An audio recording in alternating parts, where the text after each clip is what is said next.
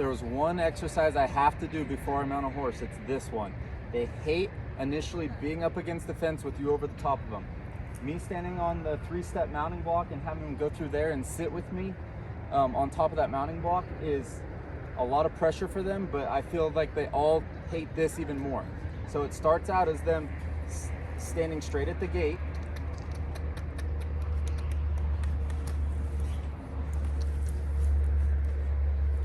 and then you gotta bring their nose to you, give them about a foot of lead rope, and then this is my favorite tool, and I start tapping very softly right there and just stay consistent.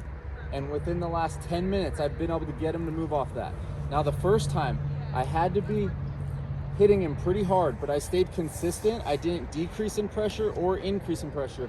My arm was sore and I just stayed consistent because I could tell that he was just trying to figure out what I was asking. As soon as he just leaned a little bit towards me, I stopped.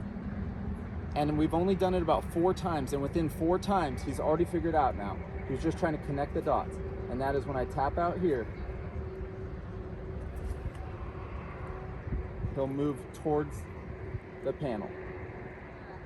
And I'll just stay consistent. The important part is to not get frustrated. And notice when they're leaning, and at first give them credit for just thinking about it, and then over time ask for more.